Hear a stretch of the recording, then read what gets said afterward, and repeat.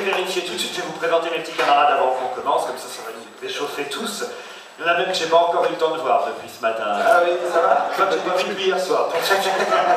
Je vais commencer quand même par les dames. D'abord, Caroline Diamant.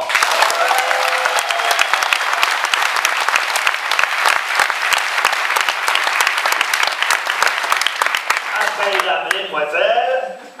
Ève Angélie.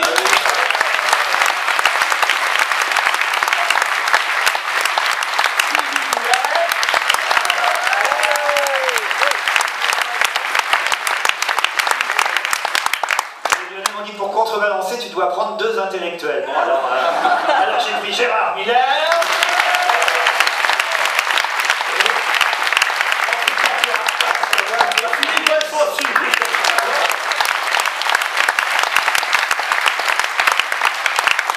Et puis celui qui finalement a fait la moitié du chemin entre Paris et Marseille pour venir avec nous aujourd'hui, c'est quelqu'un qui est tous les jours dans notre émission et qui nous fait bien rire, c'est Titoff.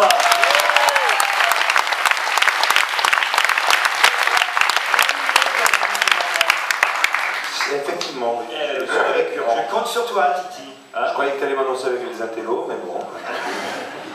Allez, Noël! Vous nous entendez bien? Allez, Noël! Noël ou Noël?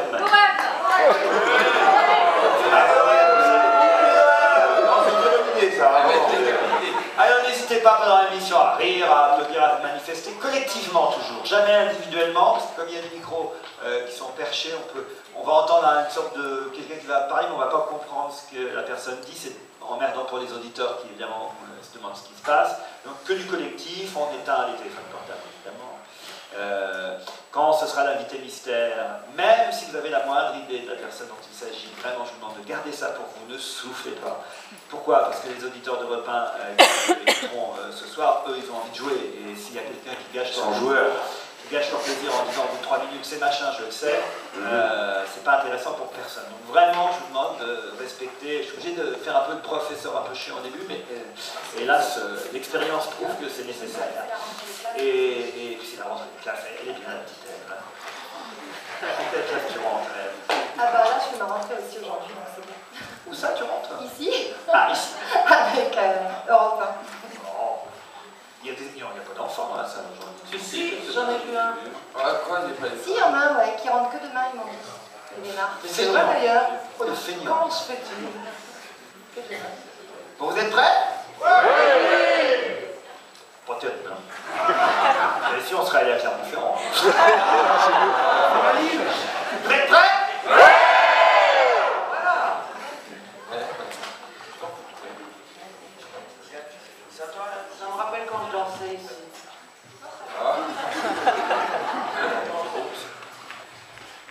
Tu m'entends mieux?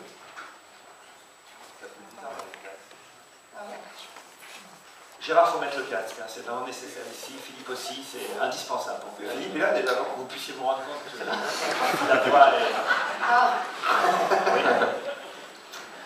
Ah oui, non. Je suis en train de parler C'est sacré, hein. Comment il met son casque des fois que... Ah, c'était vraiment une fille L'Oréal.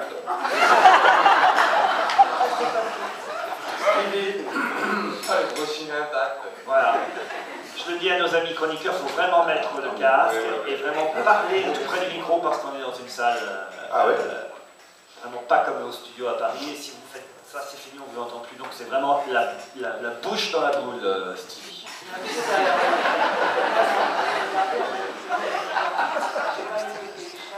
Oui, oui.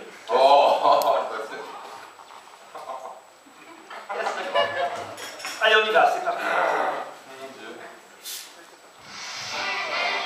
On va signer sur Europe 1, 15h30, 18h, Laurent Ruquier.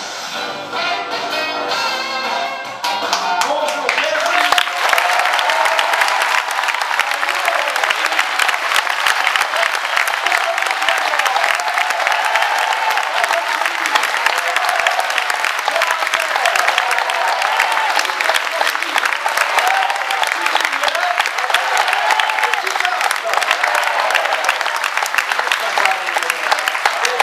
L'émission démarre et paf, ça y est, il fout l'ambiance tout de suite. Hein.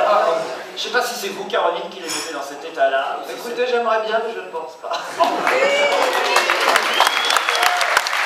on est pris par la foule et tout. Ah non, c'est bien. Ah oui? Ah oui, Vous êtes pris par la foule, vous. Oui, par la Vous l'avez trouvé ou pas alors? De quoi? Bah, Gourcuff toute la nuit, il paraît que vous allez chercher Gourcuff. Ah oui, c'est vrai qu'il est dit. Ah bah oui, il est à Lyon maintenant. Ah, mais vous me le dites maintenant. Ah, t'aurais dû l'inviter à dîner. Ah ouais. Avec nous. Non, non, je l'ai vu qu'après. Cher Laurent, m'écrit un auditeur, l'Olympique de Lyon battu la semaine dernière par Lorient et aujourd'hui Gérard Miller, Stevie et Ève Angélique dans notre ville, la série noire continue.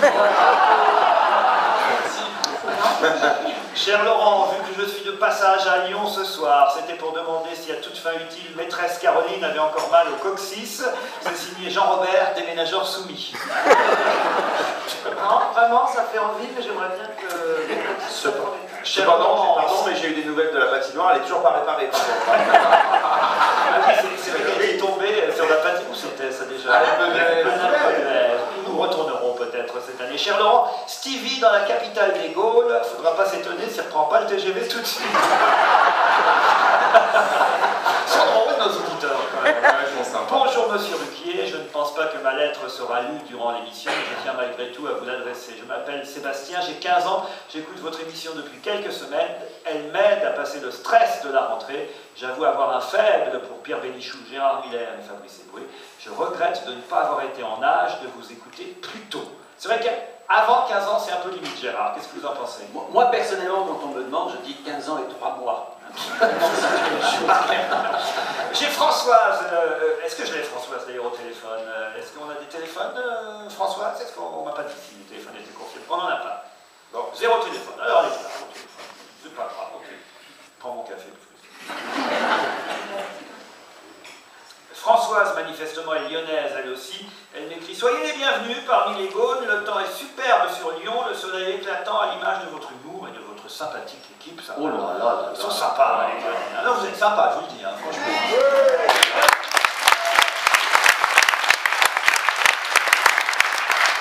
Bien fait pour Pierre Hunibas qui est à Clermont-Ferrand. Si vous venez à Lyon, venez vous taper la quenelle. Ah. Chez Abel, la meilleure quenelle de Lyon, demandez-moi en cuisine, je suis prêt. J'ai l'impression que c'est mon Stevie semaine. Je parle surtout de Joujou et Stevie. Mais alors attendez, la quenelle, expliquez-moi, parce que les quenelles... Attendez, avant de poser votre question. Oui, la quenelle est mode au départ.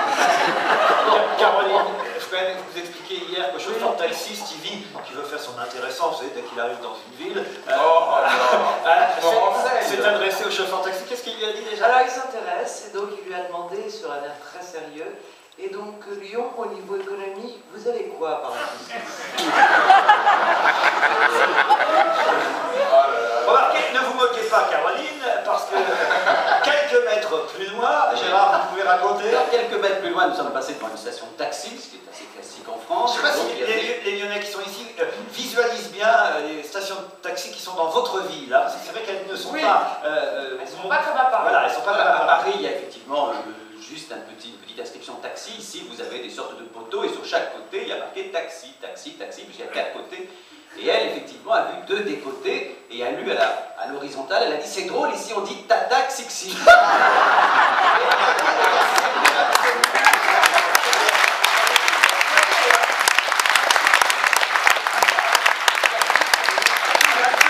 Caroline.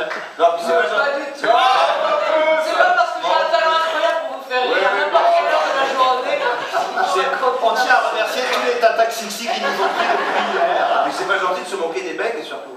Et d'ailleurs, hier, on a parlé des taxis parisiens qui le changent, vous savez, leur petite lampe au-dessus.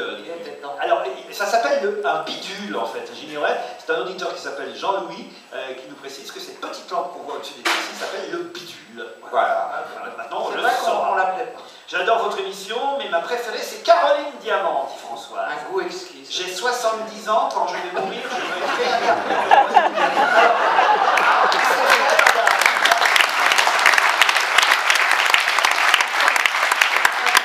Elle existe déjà. Elle a 70 ans, est-ce qu'elle a une petite richesse, quelque chose qu'elle veut léguer avant de se réincarner? On va lui demander. Elle fait allusion à Madame Bettencourt dans les contreforts. Écoutez, quitte à être été salauds de forcer les coffres-forts Mme Bettencourt, parce qu'il suffisait qu'ils appellent M. Bagnier, il avait les clés.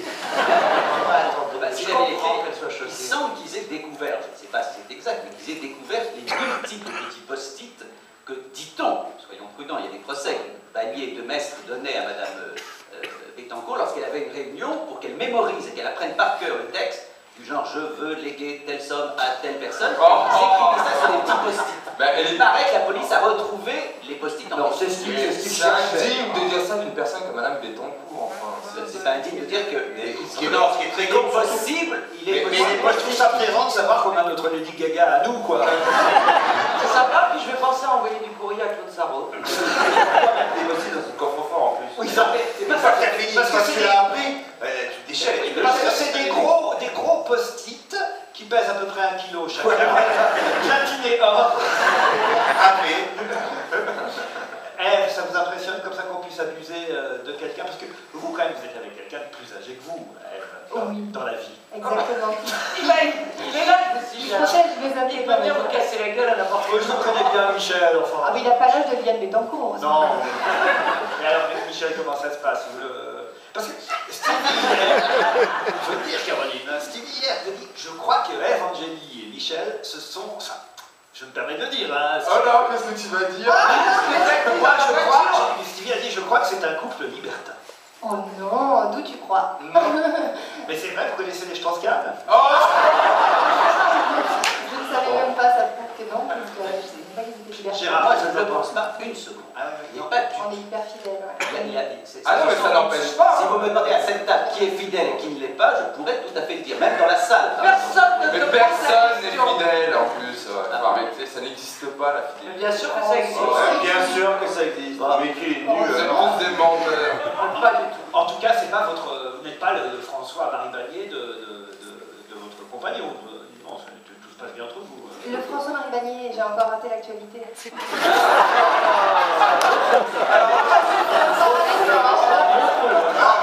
On reprend à zéro. Combien de temps Alors, vous la faites guerre, Madame Bettencourt. Ah oui, ça oui, Bon, Benjamin. bah, la version qui lui pique son pognon, c'est Ah, le peintre. le photographe. C'est pareil, c'est pareil. Qui est accusé. C'est son nom que je connaissais pas en fait. On a bien compris. On va pas se répéter. Parce qu'il paraît que dans votre spectacle, vous chantez une chanson sur Madame Bettencourt. Ah oui, par contre, oui, parce que j'ai bien suivi la pauvre, ces petites péripéties sur la mémoire, soi-disant qu'en Justement, à cause des vieillissant, post-it. voilà, qu'elle n'a plus de mémoire, elle ne sait plus à qui elle a donné l'argent.